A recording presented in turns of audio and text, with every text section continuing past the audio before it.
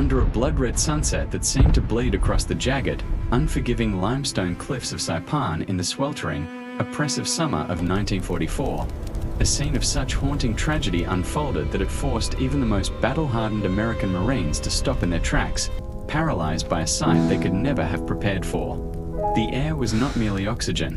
It was a thick, suffocating veil of acrid gunpowder, the cloying stench of charred tropical vegetation, and the primal, metallic smell of fresh blood that had become the oxygen of the Pacific hellscape.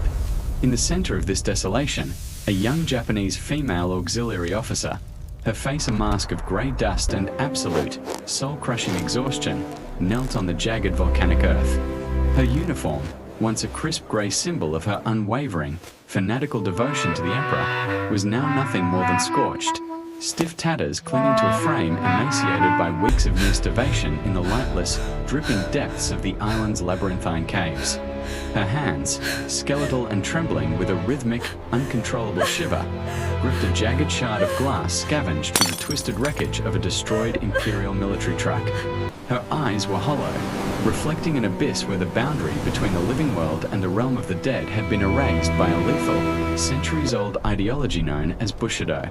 Every muscle in her body was tensed for a final, violent act. That glass shard was positioned with lethal intent, aimed directly at her own heart. She had steeled her soul for the final ritual of suicide, a desperate act of self-annihilation to escape the unspeakable humiliation she had been told awaited her at the hands of the American demons.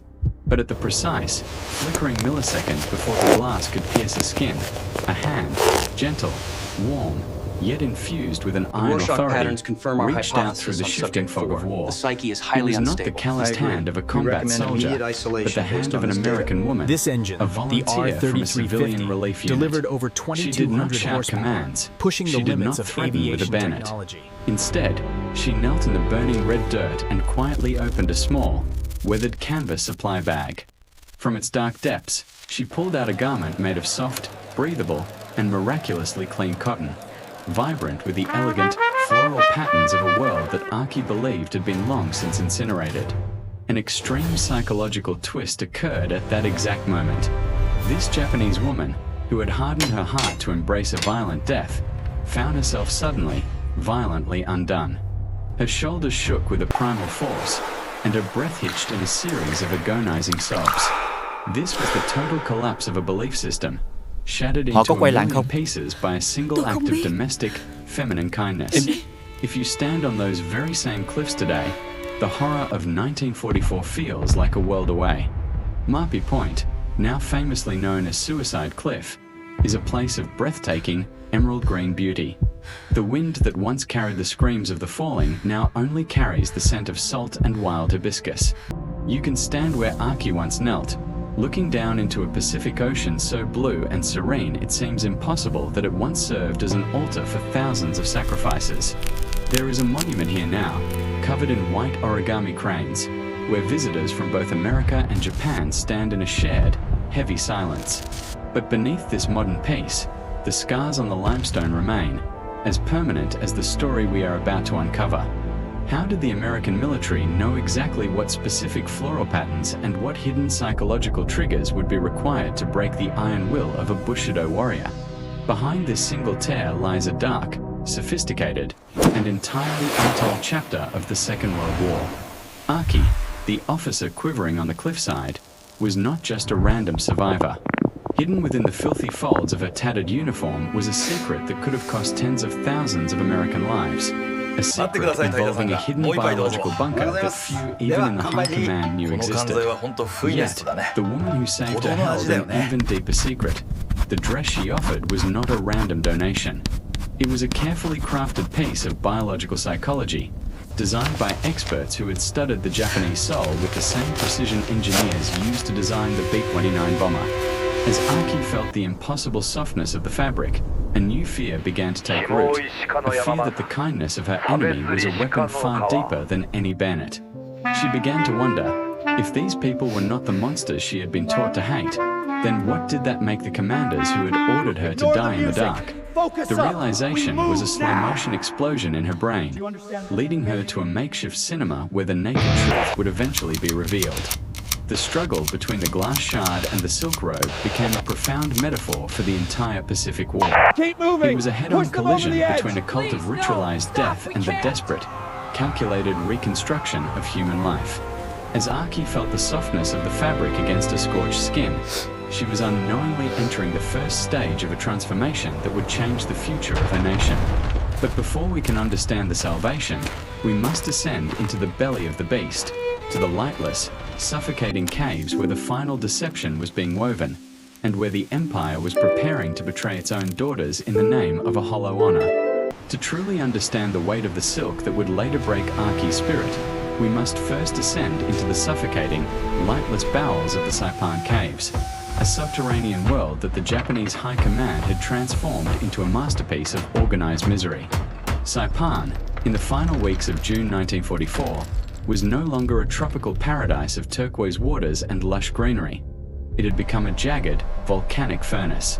As the American artillery barrage turned the surface of the island into a lunar landscape of craters and ash, thousands of Japanese women, auxiliaries, nurses, and terrified civilians were pushed deeper into the jagged limestone labyrinths that honeycombed the island's northern ridges. But there is a haunting curiosity loop that remains largely unexamined in mainstream history. Why, as the Empire's supply lines were severed and its soldiers were starving, did the military leadership continue to allocate precious resources to transport crates of small, specialized personal grenades to these women, while denying them basic antibiotics or even clean water? The answer lies in a betrayal so calculated and so cold-blooded that it staggers the modern imagination. The Japanese leadership did not view these women as human beings in need of protection. They viewed them as human archives.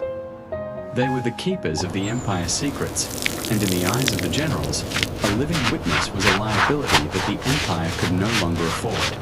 Aki, as a high-level communications officer, lived in a constant state of sensory deprivation and psychological terror.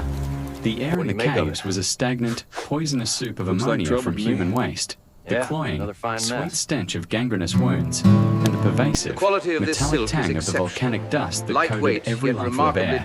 In this darkness, the very uniform on her back had become a physical instrument of torture.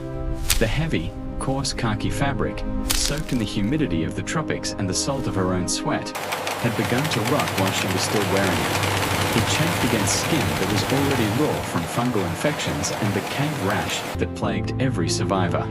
If you visit the northern ridges of Saipan today, you will find these limestone caves shrouded in a peaceful, emerald silence.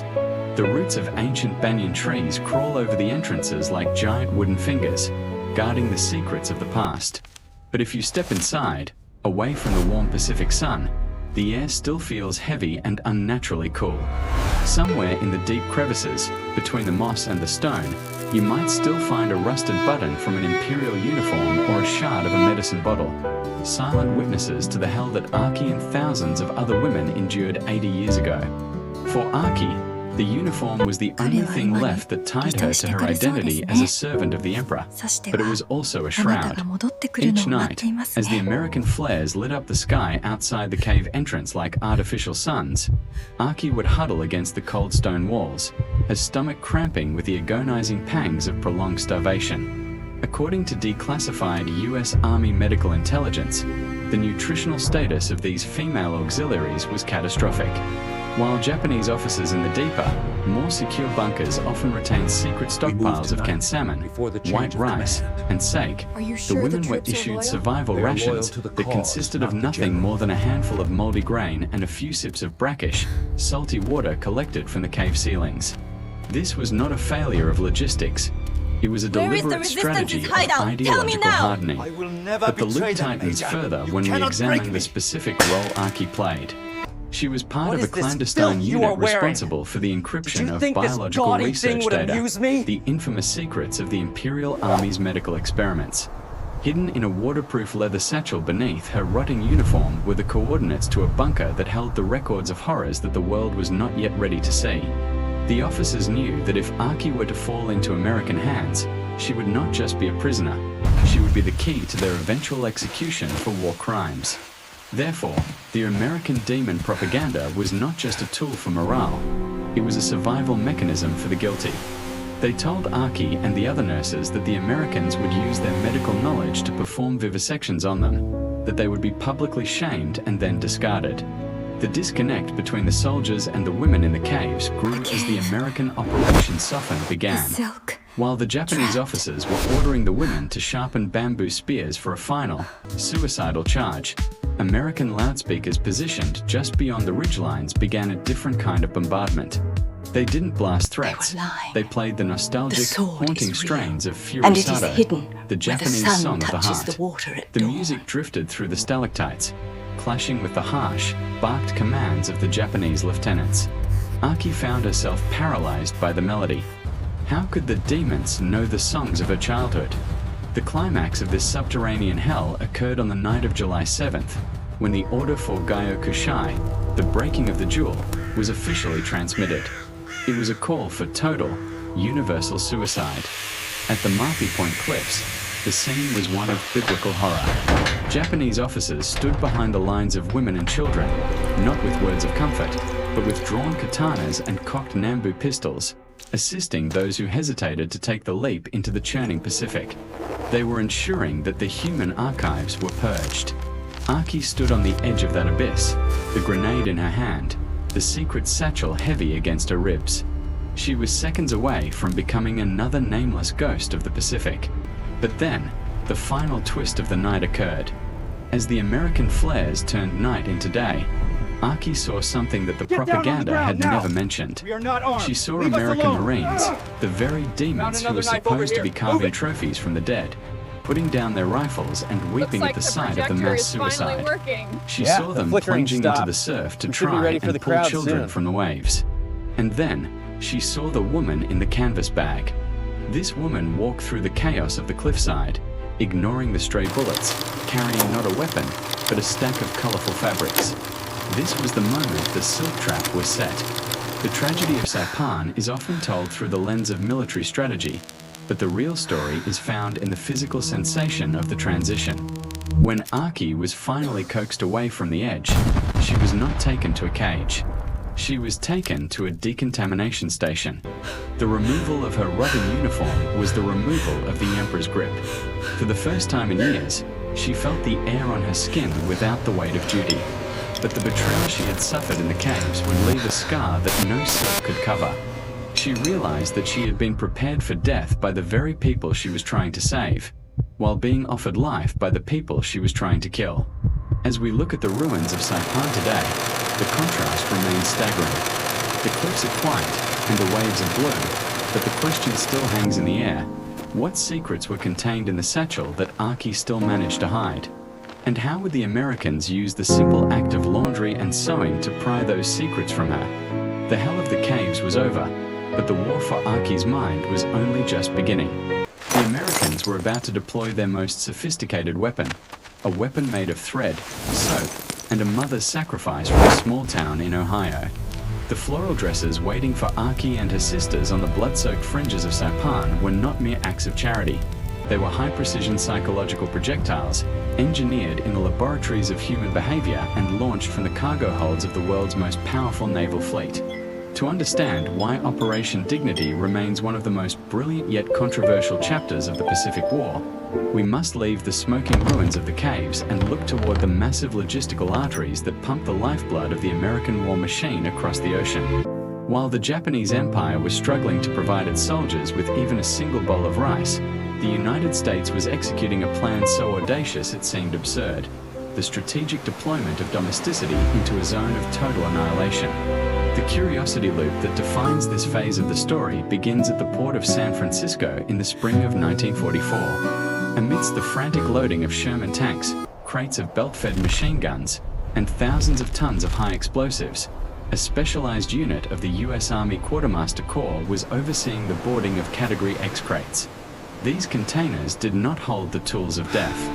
Instead, they were filled with over 2 million individual units of civilian female clothing, personal hygiene kits, and luxury items like scented soap and facial creams.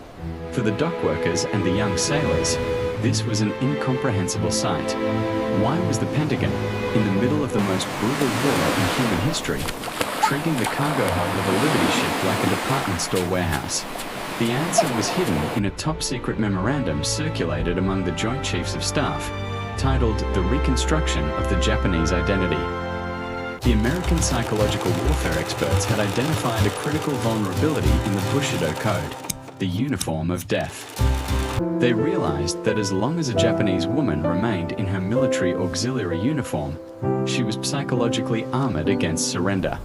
The uniform was a social contract with the emperor, a contract that mandated her suicide.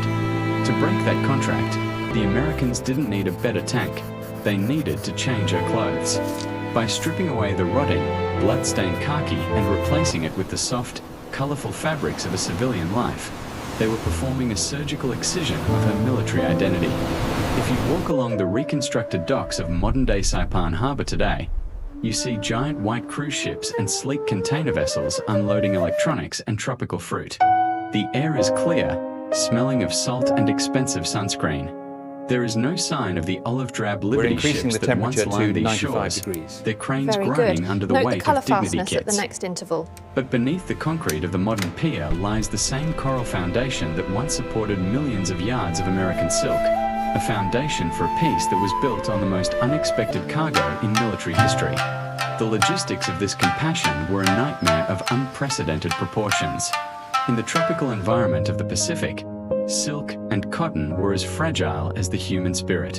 The Quartermaster Corps had to develop specialized, climate-controlled storage techniques to prevent the clothing from being destroyed by the same mold and rot that had eaten away at the Japanese uniforms. On the islands of Saipan and Tinian, while the front lines were still active, engineers were ordered to prioritize the construction of decontamination and dignity centers, safe zones where female prisoners would be processed through a system designed to restore their human worth. Aki was one of the first to enter this system. When she was led into the processing center, her mind was a battlefield of conflicting propaganda. She expected to be stripped for humiliation.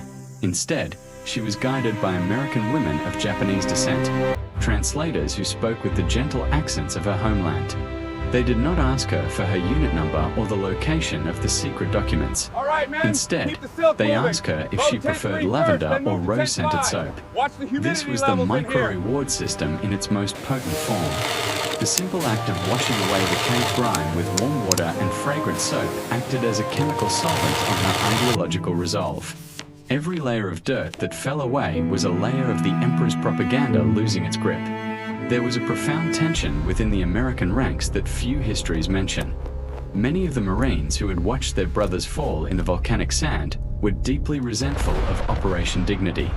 "Why are we giving silk to the people who just tried to blow us up?" was a common refrain in the foxholes. This conflict reached a peak when Colonel Tommy, the officer in charge of civilian affairs, ordered that the female prisoners be given priority for the new parachute silk dresses. This specific detail is a masterpiece of historical irony. Due to a manufacturing surplus and minor defects in the production of parachutes for the 82nd Airborne, the US government had millions of yards of high-grade white silk that was no longer flag-worthy. Instead of burning it, they contracted thousands of seamstresses across America to dye the silk and sew it into simple, elegant dresses for the enemy women.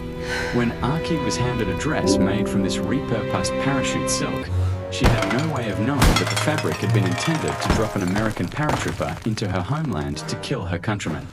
To her, it was simply the softest substance she had ever touched. The color was a serene, sky blue, decorated with white floral patterns that resembled cherry blossoms. This was not an accidental choice. American psychologists had researched Japanese aesthetics to ensure that the patterns would evoke furusado, the deep, ancestral longing for home. By wearing this dress, Aki was subconsciously acknowledging that she had a life outside of the war, a life that was worth preserving. Tucked into the pockets of many of these dresses were small, handwritten notes from the American women who had sewn them. One such note, which Aki found later, was from a woman in Ohio named Martha. Martha's son had died at Pearl Harbor, yet she had spent her evenings sewing dresses for Japanese prisoners. "I do not know your name," the note read in translated script, "but I hope this dress reminds you that you are a daughter of God, not a soldier of a shadow." This was the ultimate soft weapon. It was a bridge of grief and mercy that bypassed the generals and the politicians. Inside the camp, the effect of these dresses was revolutionary. The Japanese male officers, still clinging to their rank and their rigid discipline, watched in horror as the hierarchy of the emperor dissolved. A woman in a floral dress, her hair washed and her skin clean, was no longer a subordinate they could order to commit suicide. She was a civilian under the protection of the Red Cross. The uniform had been the leash of the military command. The dress was the declaration of independence.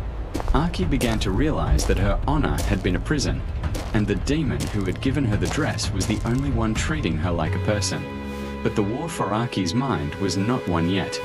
Even as she sat in the camp, feeling the cool silk against her skin, she still held the secret of the biological archives. She was caught in a lethal curiosity loop. Should she trust the people who gave her the dress, or should she stay loyal to the men who had abandoned her in the cave? The Americans knew that the dress was only the bait. To truly secure the secret, they had to prove that the empire she served was not just losing the war, but had lost its soul. They were preparing the grand reward of truth, a screening in the dark cinema tent that would show Aki the horrific reality of the research she had helped to hide. As we look at the logistics of Operation Dignity today, we see a level of sophistication in American planning that equaled the Manhattan Project. It was a mobilization of empathy as a tactical asset. The millions of yards of silk, the thousands of letters, and the climate-controlled warehouses were all part of a humanity-first strategy that would eventually pave the way for the reconstruction of Japan. But for Aki, the most difficult moment was still ahead. She had been clothed in the silk of her enemy, but she was about to be stripped bare by the truth of her own nation's crimes. The soft weapon had opened the door, but only the naked truth could make her walk through it. The transformation of a human soul is rarely a sudden, loud explosion. It is more often a slow, agonizing erosion of old certainties, a quiet tectonic shift in the deepest layers of the psyche. For Aki, the erosion of her identity as a soldier of the rising sun accelerated when she discovered a small, handwritten note tucked into the hidden, reinforced pocket of her blue floral dress. The note was written in a simple, cursive English that she could barely decipher with her limited wartime English training. But the presence of a pressed, brittle wildflower and a small, fading black and white photograph told a story that transcended the barriers of language and the borders of warring nations. The photograph showed a young American man in a crisp Army Air Corps uniform, smiling radiantly beside an elderly woman in front of a modest, white picket wooden house in a place called Ohio. Maria, the Japanese-American relief worker who had become Aki's only window into this strange new world, translated the letter for her in a voice that was barely a whisper. It read, "This dress belonged to my daughter, Sarah. My son, the boy in this photo, did not come home from the Solomon Islands. I am sending this to you not because I have forgotten my pain, or because I have forgiven the war, but because I do not want another mother to feel what I feel every morning. Please, wear this, choose to live, and help build a world where the flowers can grow again." This was the grand reward of pure, unadulterated emotion that the American psychological strategists in Washington had hoped for. But for Aki, it felt like a violent physical blow to her solar plexus. She realized with a dizzying sense of vertigo that the very fabric she was wearing, the cool, soft silk she had initially suspected of being a poison gift, was actually a profound sacrifice from a woman whose life had been systematically shattered by the very military machine Aki served with such pride. This created a new, persistent curiosity loop in her mind. How could these people, who had every tactical and moral reason to demand her execution for her role in the Imperial Communications Network, offer her the cherished clothes of their own dead children? This cognitive dissonance began to eat away at the silent oath she had sworn to her superiors in the dark of the caves. Aki was no longer just a prisoner of the Americans. She was becoming a prisoner of her own awakening and terrifying conscience. If you were to visit the site of the former prisoner of war camps on Saipan today, you would find no barbed wire, no guard towers, and no kerosene lamps flickering in the night. The ground has been reclaimed by the lush, tropical jungle, and the once trodden dirt is now a vibrant carpet of green ferns and wild orchids. Nearby, modern residential areas have sprouted, where children play in the sun, oblivious to the fact that this very Earth once shook with the psychological collapse of an entire generation.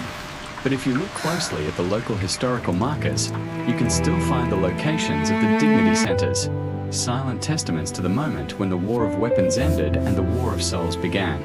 The tension within the prisoner camp reached a lethal boiling point during the third week of her captivity. The male Japanese officers, led by a fanatical, hardline major named Sato, had maintained a shadow government within the barbed wire fences, enforcing a miniature version of the imperial social order even in defeat. Sato viewed the civilianization of the female auxiliaries, the washing of their hair, the wearing of dresses, the learning of English, as a direct, existential threat to the state of total war. He feared that if the women ceased to act as soldiers, the men would soon follow, and the Yamato spirit would vanish into the tropical air. One evening, after the camp loudspeakers had finished playing a crackling recording of a traditional Japanese lullaby, Sato summoned Aki to the shadow behind the men's barracks. In the flickering, oily light of a stolen kerosene lamp, he demanded to know the status of the imperial secrets, the coordinates of the biological research documents Aki had hidden in the northern ridges of the island. "You are wearing the rags of the barbarian," Sato hissed, his eyes reflecting the desperate, hollow madness of a man who knew his world was collapsing. "You have allowed their tainted silk to rot your mind and soften your resolve. But remember, Aki, your life does not belong to you. It belongs to the Emperor. If you betray the secret of the caves, you will be cursed for 1,000 generations. The silk you wear is nothing but the shroud of a traitor." Aki stood there, her fingers instinctively brushing against the soft floral fabric of her dress. For the first time in her life, she did not bow her head. The paralyzing fear that had once defined her existence in the presence of a superior officer was being replaced by a cold, razor-sharp clarity. She thought of the grieving woman in Ohio. She thought of the dried wildflower. She looked at Sato, a man who was still demanding her death as a sacrifice to a lost cause while the Americans were offering her soap, milk, and a future. "The Emperor gave me a grenade and told me to die in the dark for his honor," Aki replied, her voice trembling but gaining strength with every word. "These people gave me a dress and told me to live in the light for my own. Which of you is truly my father, Major? The one who wants me to be a ghost, or the one who wants me to be a woman?" This confrontation was the first significant crack in the collective wall of the camp's discipline. Sato's attempt to reassert control failed because he had nothing to offer his subordinates but more suffering and the promise of a glorious grave, while the Americans had provided the micro-reward of individual human dignity. However, Sato's threat was not empty bluster. He had a small, dedicated group of loyalists who began a campaign of silent intimidation against any woman who participated in the dignity programs. They would tear the dresses on the clotheslines, steal the hygiene kits, and whisper graphic threats of post-war execution for collaboration. This internal shadow war created a high-stakes drama that the American camp commanders monitored with hidden cameras and informants. Colonel Tommy, the architect of the local pacification effort, understood that Aki's internal struggle was the linchpin for the recovery of the biological archives. If she gave them up freely, it would signal her total psychological break from the old regime. He invited her to the administrative tent, not for a harsh interrogation, but for a meal. The tent was clean, smelling of cedar and fresh paper, lit by a steady electric bulb, a silent symbol of the vast technological gap between the two warring nations. On the table was a plate of fresh tropical fruit and a glass of cold milk. Tommy did not ask about the coordinates. Instead, he spoke about the post-war future of Japan. He described a nation where women could vote, where they could own property, and where their lives were no longer considered disposable human logs for the state. "The documents you hold in your memory, Aki," Tommy said quietly, "are not a defense for your country. They are the evidence of a madness that has almost destroyed your people from within. If you keep them hidden, you are not protecting Japan. You are protecting the men who sent you to die in a cave." Aki spent the next 72 hours in a state of silent, paralyzing agony. The turning point finally came during a simple, mundane sewing class. Maria was teaching Aki how to repair a jagged tear in the hem of her dress. the same dress Sato had tried to ruin with a hidden blade. As Aki pulled the needle through the blue parachute silk, she realized that she was not just repairing a garment, she was meticulously repairing her own shattered identity. She looked at Maria and finally spoke the words that would change everything. The cave is located 3 kilometers north of the Mapi Cliff, hidden behind a fallen banyan tree that has been scorched by napalm, Aki said. But you must hurry. Major Sato has sent word through a runner to a hidden cell of soldiers still in the jungle. They have orders to burn the archives. They would rather the world never know the truth of what was done in the name of the sun. This revelation was the grand reward of intelligence the Americans had sought, but for Aki, it was a moment of profound spiritual liberation. By choosing to betray the secret, she was choosing to honor the life given to her by the grieving mother in Ohio. However, the drama was far from over. The American command found that Sato's loyalists had already reached the perimeter. A small, violent war within a war was fought over dusty crates of documents that contained the darkest medical secrets of the empire. As the recovered documents were brought back, the atmosphere among the prisoners shifted fundamentally. The women were no longer bowing. They were no longer afraid of the shadows. But the most devastating blow was yet to come. The Americans now had the documents, but the women, Aki included, needed to see the naked truth for themselves. They needed to understand that the honor they were protecting was a monumental, blood-soaked lie. The final curiosity loop leads directly into the cinema tent. Aki was about to witness the end of her innocence for the second time, and this time, there would be no silk to hide behind. The hum of the projector was the only sound in the suffocating heat of the tent, a mechanical, rhythmic heartbeat that felt like a countdown to the end of a world. Within this dark sanctuary, constructed of heavy military-grade canvas that absorbed the tropical humidity like a sponge, the final stage of Operation Dignity was about to reach its agonizing and irreversible crescendo. Aki sat in the very front row, her back straight, her fingers instinctively tracing the floral patterns of the blue silk dress that had become her skin, her shield, and her identity. The American psychological planners knew that for the soft weapon to achieve a permanent, generational victory, it had to be followed by the naked truth. Kindness could feed the body and clothe the skin, but as long as the core of the imperial ideological belief remained intact, these women would always be prisoners of a lie. To truly liberate Aki and her sisters, the Americans had to perform a conceptual lobotomy. They had to destroy the myth of the holy war once and for all. As the first flickering, grainy images hit the improvised screen, a collective, sharp gasp rippled through the rows of seated women, followed by a silence so heavy it felt physical. These were not the heroic, polished newsreels they were accustomed to seeing in the theaters of Tokyo. There were no soaring Zero fighters or stoic, godlike generals. Instead, the screen displayed raw, unedited, and brutal footage captured by Allied combat cameramen, and even more devastatingly, captured film rolls from the Japanese military's own archives. Aki stared, her eyes widening until they burned. She saw the imperial secrets she had helped protect, the horrific reality of biological research experiments where human beings were treated as logs of wood and subjected to plague-infested fleas and vivisections without anesthesia. She saw the scorched earth policy in China and the hollow, dying eyes of children starving under the shadow of the rising sun. For Aki, the blow was surgical and deeply personal. She recognized the unit designations she had transmitted during her nights in the bunker. She realized that her technical efficiency had been the logistical lubricant for these atrocities. She had not been a hero. She had been an unwitting clerk for a slaughterhouse. The cognitive twist was absolute.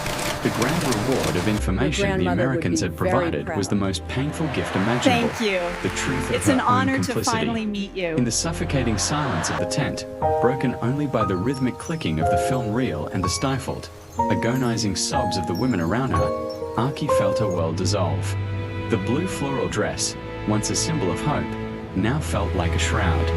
The contrast between the mercy she was currently receiving from her enemy and the absolute cruelty her own nation had inflicted upon the innocent was an unbearable psychological weight. By the time the lights in the tent flickered back on, casting a harsh glare on the tear-streaked faces of the prisoners, the silent oath was not just broken, it was incinerated. The next morning, a symbolic uprising occurred.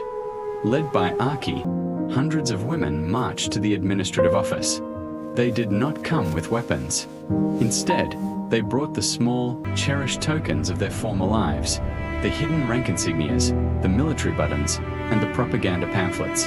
They piled them into a heap in the dust and asked the American guards to set the pile on fire.